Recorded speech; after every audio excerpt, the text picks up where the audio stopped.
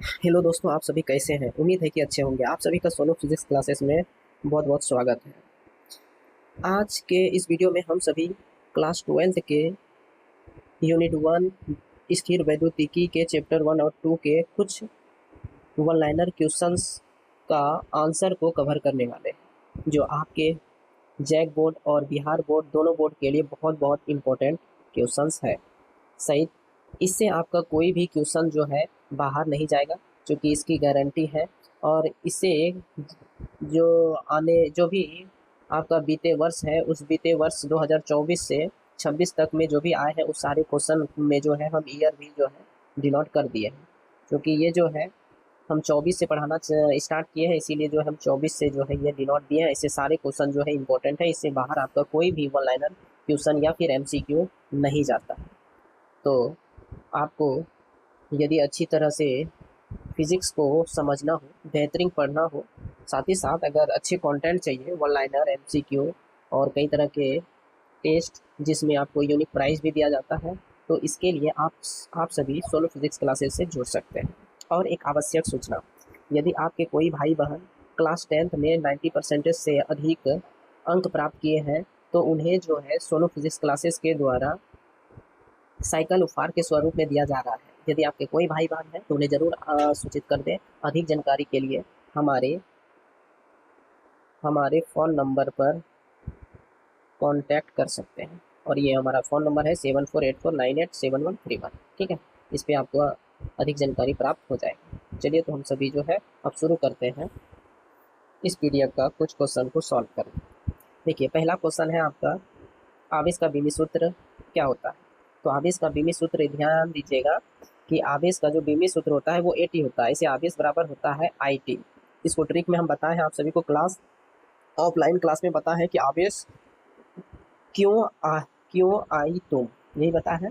और ये जो है ट्रिक बताए, जो कि आप कभी भूलोगे नहीं। ठीक है, तो यहाँ से आप अच्छी तरह से याद रख सकते हो। साथ ही साथ जो है यहाँ से आपको अच्छी तरह से ध्यान देना चाहिए कि ये धारा जो है, धारा का मात्रक होता है एम्पियर, और समय का जो मात्रक होता है सेकंड होता है। ये ये एम्पेयर ये एम्पेयर और सेकंड मिलकर जो है कूलम बनता है, और ये कूलम जो होता है आवेश का मात्रक होता है। जबकि जबकि जबकि आपका जो AT जो है, ये AT हो जाता है इसका बीमी सूत्र, चूँकि इसका मात्रक होता है एम्पेयर सेकंड, तो एम्पेयर हो जाता है, ये हो जाता है ये बीमी सूत्र, और जो है समय का T हो जाता है, तो AT जो है ये आवेश का बीमी सूत्र हो जाता है। चलिए, हम अब जो है आगे बढ़ते हैं और फिर क्वेश्चन नंबर 2 पे चलते हैं। क्वेश्चन नंबर 2 में देखिए कि एक स्थिर आवेश उत्पन्न कर सकता है। तो ध्यान दीजिए, एक स्थिर आवेश केवल विद्युत क्षेत्र उत्पन्न कर सकता है, ध्यान रखिएगा। एक स्थिर आवेश केवल विद्युत क्षेत्र उत्पन्न कर सकता है, जबकि एक स्थिर चुंबक जो है उत्पन्न कर सकता है तो केवल चुंबकीय क्षेत्र। और अगर एक गतिशील आवेश कहा जाए, तो एक गतिशील आवेश विद्युत क्षेत्र और चुंबकीय क्षेत्र दोनों उत्पन्न कर सकता है। अब हम चलते हैं क्वेश्चन नंबर जो है थर्ड पर। क्वेश्चन नंबर जो है थर्ड पे चलते हैं, और क्वेश्चन नंबर थर्ड है आपका, प्रकृति में अब तक पाए गए आवेश का न्यूनतम मान। ध्यान दीजिएगा, आवेश का जो न्यूनतम मान होता है 1.6 इंटू 10⁻⁻19 जो है कूलम होता है। ठीक है, -19 कूलम होता है।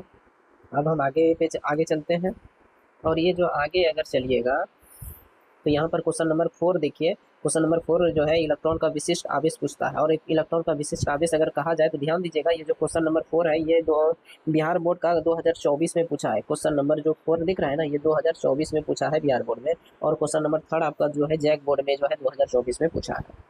तो इलेक्ट्रॉन का विशिष्ट आवेश होता है 1.8 इंटू 10⁻11 प्रति कूलम प्रति जो है किलोग्राम। ठीक है, याद रखिएगा अच्छी तरह से, इंपॉर्टेंट क्वेश्चन है।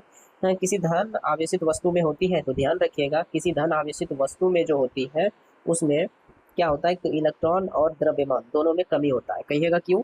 अब बता दें आपको कि कोई भी वस्तु यदि इलेक्ट्रॉन का त्याग करता है, तो उस पर जो है धन आवेश उत्पन्न हो जाता है। अगर इलेक्ट्रॉन का त्याग करेगा, तो उसके इलेक्ट्रॉन की संख्या में कमी हो जाता है, और इलेक्ट्रॉन की संख्या में कमी होने से उसके द्रव्यमान संख्या में भी कमी हो जाता है, क्योंकि जितना इलेक्ट्रॉन त्यागेगा, उतना ही इलेक्ट्रॉन अपना अपना द्रव्यमान लेकर भी चला जाता है। इसीलिए जो है उस वस्तु में इलेक्ट्रॉन की कमी हो जाता है, साथ ही साथ द्रव्यमान में भी कमी हो जाता है।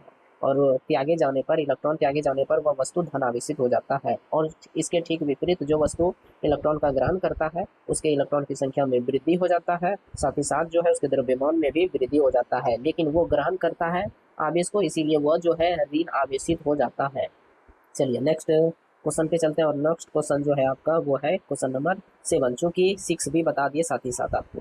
तो क्वेश्चन नंबर 7 में क्या है, तो क्वेश्चन नंबर 7 भी आप समझ चुके हैं। एक पृथक्कृत चालक गोले को कुछ धन आवेश दिया जाता है। बताइए धन आवेश कब दिया जाता है, जब कोई वस्तु इलेक्ट्रॉन का त्याग करता है, और इलेक्ट्रॉन का त्याग करेगा तो उसको धन आवेश दिया जाता है, और अगर त्याग करेगा तो उसके इलेक्ट्रॉन की संख्या में क्या होता है, तो कहिएगा कमी हो जाता है, द्रव्यमान में भी क्या होता है, कमी हो जाता है। तो इसका मतलब जिसको हम धन आवेश देंगे उसके द्रव्यमान में क्या होगा, तो ध्यान रखिएगा उसका द्रव्यमान घटेगा। क्वेश्चन नंबर 8 देखिए, विद्युत आवेशों के बीच लगने वाला जो बल है ये दिया जाता है, तो ध्यान रखिएगा इस बल को जो है कूलम के नियम से दिया जाता है। क्वेश्चन नंबर 9 देखिए, ध्यान दीजिएगा 8 नंबर जो क्वेश्चन है उसमें क्या है कि विद्युत आवेशों के बीच एक बल लगता है, और वह बल किसके नियम से प्राप्त होता है, तो कूलम के नियम से प्राप्त होता है। क्वेश्चन नंबर 9 देखिए, एक इलेक्ट्रॉन तथा एक प्रोटॉन के बीच स्थिर वैद्युत बल तथा गुरुत्वाकर्षण बल में से कौन सा अधिक प्रबल होता है, तो ध्यान रखिएगा स्थिर वैद्युत बल जो है अधिक प्रबल होता है। 4 बल होता है, जिसमें प्रबल नाभिकीय बल सबसे अधिक प्रबल होता है, हाँ सबसे अधिक मजबूत होता है। उसके बाद स्थिर वैद्युत बल होता है, और चुंबकीय बल होता है, ये दूसरा नंबर पे होता है। उसके बाद तीसरा नंबर पे जो है दुर्लभ नाभिकीय बल होता है, और चौथा नंबर जो होता है ये गुरुत्वाकर्षण बल सबसे कमजोर बल होता है। अगला क्वेश्चन अब चलते हैं, और अगला क्वेश्चन जो है वो है आपका क्वेश्चन नंबर 10। डैश संभव आवेश को आवेश का क्वांटम कहते हैं। ध्यान दीजिएगा न्यूनतम संभव आवेश को जो है आवेश का क्वांटम कहते हैं, ये इसको याद रखिएगा थोड़ा सा, कि न्यूनतम संभव आवेश को आवेश का क्वांटम कहते हैं। क्वेश्चन नंबर 11 देखिए, क्वेश्चन नंबर अगर 11 देखिएगा, यदि बोलता है कि यदि दो आवेशों के बीच की दूरी दोगुनी कर दी जाए तो उनके बीच लगने वाला बल हो जाता है। तो ध्यान दीजिएगा ये जो है कूलम के नियम से एक फार्मूला आपको पता होगा, 1/4 पाई एप्सिलॉन नॉट, ठीक है, इनटू जो है Q1, ठीक है, Q2 अपॉन जो है R²। तो ये जो देख रहा है फार्मूला, इस फार्मूला में बोलता है ये तो दूरी का अगर स्क्वायर कर दिया जाए तो नीचे वाला भाग कितना हो जाएगा, 2 स्क्वायर करिएगा तो नीचे वाला भाग जो है 2R का होल स्क्वायर होगा, तो 2 का स्क्वायर जो कीजिएगा 4 हो जाएगा, तो 1/4 गुना हो जाएगा अधिक, ठीक है। उसके बाद क्वेश्चन नंबर आपसे 12 पूछता है। क्वेश्चन नंबर जो 12 है, ध्यान दीजिए क्वेश्चन नंबर 12 में बोलता है कि किसी विद्युत रोधी माध्यम का परावैद्युतांक होता है, तो ध्यान दीजिएगा 1 से अधिक होता है। अब 1 से अधिक जितना हो जाए 5, 6, 4 जो भी आएगा वो हो जाता है, लेकिन आपको ऑप्शन में जो है क्वेश्चन नंबर ऑप्शन में जो है डी में बोलेगा 5 या 6 ऐसा कुछ आता है ऑप्शन, तो आप उसके हिसाब से मार देना विद्युत रोधी माध्यम। और यदि मान लीजिए कि धातु उसके जगह पूछा जाए, विद्युत रोधी के जगह धातु पूछा जाए, तो धातु का परावैद्युतांक जो होता है वो अनंत होता है, थोड़ा सा ध्यान रखिएगा। क्वेश्चन नंबर आपका 12 भी हो गया। क्वेश्चन नंबर 13 नंबर भी क्वेश्चन हो गया आपका। आइए 14 नंबर क्वेश्चन को हम लोग जानते हैं, और 14 नंबर क्वेश्चन जो है आपका निर्वात की विद्युतशीलता एप्सिलॉन नॉट का मान, मात्रक और विभव सूत्र पूछ रहा है। थोड़ा सा गौर कीजिए, आपको अभी जो है हम बताए कि F बराबर जो होता है फार्मूला वो होता है 1/4 पाई एप्सिलॉन नॉट, ठीक है, Q1 Q2 अपॉन जो है R² होता है, ठीक है।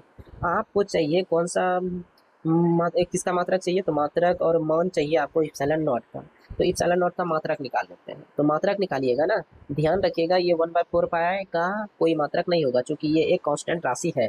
अब इस ऐप के नीचे कितना कहिएगा, एक, इस एक को इधर क्रॉस गुना कर दीजिए, और इस ऐप को जो है इधर क्रॉस गुना कर दीजिए, और इस एप्सिलॉन नॉट को इधर गुना में ले जाइए।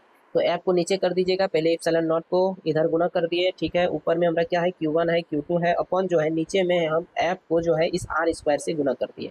तो यहाँ से मात्रक अगर देखिएगा ना, ऊपर में 2 गो जो है आवेश आ रहा है, 2 गो क्या आ रहा है आवेश, एगो ये एगो ये, तो भाई कूलम का स्क्वायर होना तय है, कूलम का स्क्वायर होना तय है क्या नहीं, कूलम का जो है स्क्वायर होना तय है।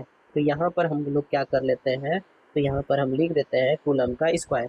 फिर यहाँ पर आप देख रहे हैं बल है, तो बल देखिएगा ऊपर जाएगा तो प्रति न्यूटन हो जाएगा, और नीचे में देख रहे हैं ये दूरी का स्क्वायर जो है, सॉरी दूरी का जो ये स्क्वायर देख रहे हैं आप, 2 सेकेंड, क्वेश्चन नंबर हमारा जो था वो 14 नंबर था। देखिए इसमें जो है 14 नंबर जो क्वेश्चन है इसमें क्या आया था हमारा, तो एप्सिलॉन नॉट बराबर जो आया था वो आया था आपका Q1 Q2 अपॉन जो है F इंटू R का स्क्वायर, ठीक है। तो यहाँ पर जो है कूलम का स्क्वायर हो जाएगा और प्रति न्यूटन हो जाएगा और प्रति मीटर स्क्वायर होगा। कहीं यहाँ ऊपर में कूलम का स्क्वायर हो जाएगा और ये बल अगर ऊपर जाएगा तो प्रति न्यूटन हो जाएगा और ये दूरी जो है प्रति मीटर स्क्वायर हो जाएगा। चलिए हमारा क्वेश्चन नंबर जो है 15 हो गया, सॉरी 14 हो गया। 14 में देखिएगा, थोड़ा सा गौर कीजिएगा, इसका मान जो होता है वो 8.854 इंटू 10⁻12 कूलम स्क्वायर प्रति न्यूटन प्रति मीटर स्क्वायर होता है। भी में सूत्र जो है यहाँ पर ऐड सॉरी इस मात्रक में पुट कीजिएगा, निकल जाएगा। अब आइए हम लोग जानते हैं क्वेश्चन नंबर जो है 15 का जो फार्मूला होता है वो 15 का फार्मूला होता है E बराबर F/Q0, यानी कि हम बोले हैं विद्युत क्षेत्र की तीव्रता E जो होता है, E बराबर क्या होता है, इसको फालतू क्यों है, ये ट्रिक बताए थे आपको। तो यहाँ से आपको फार्मूला याद रखना है। अगर ये देखिएगा ऊपर में थोड़ा सा गौर कीजिए, ये F जो है ये बल है, ये क्या है तो कहिए आवेश है। तो भाई ऊपर में क्या होगा, बल हो जाएगा, नीचे से ये क्या है, नीचे से कहिए आवेश है, आवेश ऊपर जाएगा तो प्रति कूलम हो जाएगा। एक और फार्मूला होता है और एक और मात्रक होता है वोल्ट प्रति मीटर हो जाता है, वोल्ट प्रति मीटर हो जाता है। थोड़ा सा गौर कीजिएगा, ये वोल्ट प्रति मीटर जो होता है, ये वोल्ट प्रति मीटर जो होता है तीव्रता का मात्रक, इसके द्वारा एक और मात्रक हो जाता है जूल प्रति कूलम प्रति मीटर। कहिएगा ये कैसे होता है, तो ध्यान रखिएगा कि ये जो होता है इसका होने का कारण ये है कि भी वोल्ट प्रति मीटर तो होता ही है ना जी, तो ये जो होता ही है, लेकिन विभव बराबर होता है कार्य बटे आवेश। तो यहाँ से विभव का मात्रा क्या हो जाता है, जूल प्रति कूलम हो जाता है। कहिएगा क्यों, क्योंकि ऊपर में कार्य है, कार्य का मात्रा क्या कहिएगा तो जूल, नीचे में आवेश, आवेश ऊपर जाएगा तो प्रति कूलम हो जाएगा। चलिए ठीक है, भी बराबर हमारा जो है आ गया। अब फिर जानते हैं कि तीव्रता का मात्रक एक और होता है न्यूटन प्रति कूलम के अलावा जो है वो वोल्ट प्रति मीटर भी होता है। तो वोल्ट प्रति मीटर जो होता है, इस भी के जगह हम लोग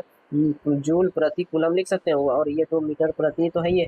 तो ये 3 को जो है इसका बीमी सूत्र सॉरी मात्रक हो जाता है, और इसका बीमी सूत्र निकाल लीजिएगा आप आराम से। इस वीडियो में हम लोग इतना ही पढ़ेंगे। अब जो है आप सभी को नेक्स्ट वीडियो में बताएंगे, इससे आगे 15 नंबर क्वेश्चन से जो है आगे बताएंगे, जो हम लोग सीखेंगे नेक्स्ट वीडियो में। चलिए आज के लिए इतना ही, धन्यवाद।